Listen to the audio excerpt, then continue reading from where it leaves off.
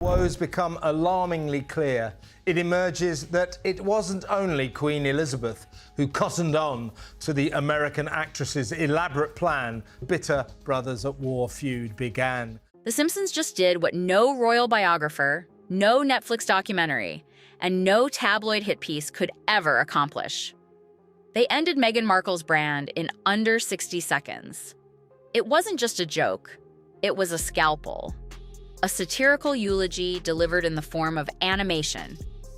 And what happened next? It only deepened the blow and widened the crater. It started quietly, thousands of miles from Montecito. A leaked clip from an upcoming Simpsons episode was shared in a private Discord chat by a junior animator. Nothing unusual, just a sneak peek, a casual moment among friends. But within hours, the footage was everywhere. Fueled by a growing cold fury, the acrimonious split continues to this day. And according to those close to the Prince of Wales, the chances of the seething siblings ever talking to each other again are decidedly remote. Twitter, TikTok, Reddit, the entire internet ignited. And what was in that opening scene? It wasn't just satire. It was cultural execution, precision engineered to go viral. The episode opened with a luxurious storefront called the Duchess Drop. Glowing windows, muted tones, aesthetic perfection. It looked like something straight off Meghan's Pinterest board. But inside, chaos, a meltdown. A cartoon Duchess, unmistakably modeled after Meghan Markle, is screaming at a customer who squeezed a jar of trauma-preserving raspberry jam too hard. Why is she lying about this? Why? Why can't she just say, I'm so grateful to those producers who helped make me look amazing night after night and gave me my start in acting? Because it's more important to her to be a victim. The same theme of every single one of her podcasts and of her life. These aren't condiments, she shrieks, as a robotic butler mists rosé into the air like it's aromatherapy. On the bottom of the screen, fake headlines scroll, Royal Goose Sparks outcry, and Damage Dawn rocks Montecito. It was savage. But what made it brilliant? Every frame was a layered critique. The jam label, ethically sealed with self-reflection. The music? A slow harp rendition of London Bridge that practically screamed royal collapse in elegant minor chords. And the color palette? Straight out of Meghan's lifestyle brand playbook. Knows what it feels like to be a mom and a partner, and specifically a mom and a partner in the public eye. And also, how crushing the guilt of expectations can become. The guilt that we feel as mothers or as women in general is self-imposed. Muted earth tones, minimalist elegance, faux authenticity. Even the typography mimicked her Archewell branding. This wasn't just parody. It was forensic satire, delivered by animators who clearly did their homework. Social media exploded like it hadn't in months. TikTokers recreated the scene with tiaras and jam jars, trying to one-up each other with comedic timing. Meme pages paired the footage with clips from Meghan's most performative interviews.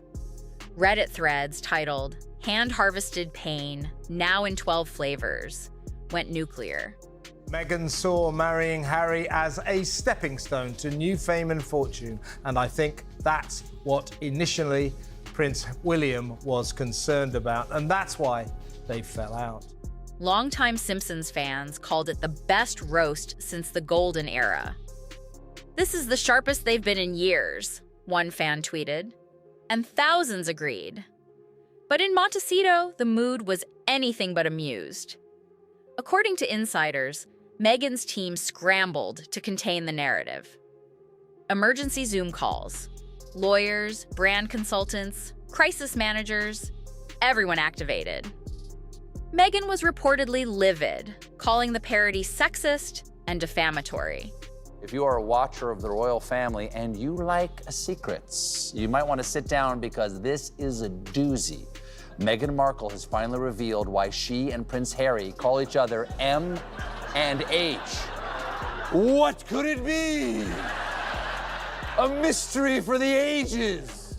Her team sent a cease and desist letter to Disney. The demand? Pull the episode immediately, or face legal consequences that could escalate quickly. But here's the twist. Disney didn't just ignore the threat. They embraced it. They didn't back down. They doubled down. The episode's release date was moved up. Teaser art featuring Lisa Simpson in a tiara holding a cease and desist letter went into production. Billboards, social media campaigns, streaming ads. Disney turned the backlash into a blockbuster marketing opportunity. One executive was quoted saying, "We couldn't buy this kind of heat." Making the public feel sorry for them, but in the end, like everybody found out, it was a lie. Playing the victim. Playing the victim card, and this is a very woke thing. This is the victim that they like to always become the victim to gain sympathy. Another described Meghan's legal threat as a free global marketing campaign. And they were right. In Hollywood, controversy isn't a liability, it's leverage. And right now, The Simpsons were printing cultural currency. But the real pain came later in the episode. And it had nothing to do with jam. In the most devastating segment, Lisa narrates a fake nature documentary titled The Lost Prince of Montecito. It shows a barefoot Prince Harry wandering through a field, clutching a worn photo of the late Queen and muttering to himself. It was terrifying to have my brother scream and shout at me and my father say things that just simply weren't true, and my grandmother, quietly sit there and sort of take it all in. He tries to light a bonfire using scraps of a memoir titled Bear. An unsubtle jab at spare. The flame sputters, then dies. Harry sighs. They said it would spark something. The internet lost it. Frame by frame, fans dissected the scene. Podcast wires, spilled rosé, and a mountain of royal-branded merchandise buried the animated prince.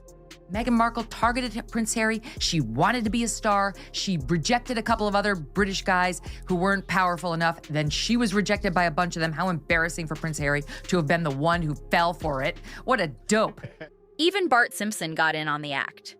His chalkboard read, "I will not trademark trauma." Subtle? Not at all. Effective? Devastatingly. This wasn't slapstick. It was storytelling with surgical precision. Meghan's carefully curated brand, reduced to jam jars and mindfulness mantras. Harry's memoir, reduced to kindling and regret. And Meghan's post-royal ventures, all exposed as marketing wrapped in empty inspiration. But it didn't stop there. The cease and desist letter screenshots began to circulate. Meme pages transformed them into court dockets, labeled Duchess of Montecito ver Queen Lisa. Fake legal filings named the plaintiff as Keeper of Raspberry Secrets. Hashtags like Scam Jam and Royal Pain trended worldwide. Even Meghan's most loyal defenders started asking hard questions. Critics pointed out the irony. Meghan's team demanded privacy and editorial control, but their efforts to censor satire only made the story louder. Every legal move, every outraged whisper turned into fresh meme content. The Streisand effect in full force. As the firestorm raged, Disney leaned in even further.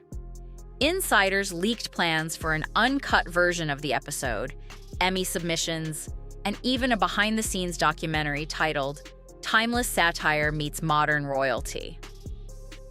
For the network, what started as a leak became lightning in a bottle. You can't script this kind of publicity, but you can ride it. But what about Meghan? Behind closed doors, she was reportedly seething. But there was something more damning than rage: silence. Not from her, but from the public. The reaction wasn't outrage. It was detachment. His latest revelations mirror the fears of the late Queen, who we now know doubted that Meghan was in love with her naive grandson and believed that the artful divorcee engineered the entire People stopped caring. Not because they hated her, but because they were tired of the narrative, tired of the branding, tired of the control.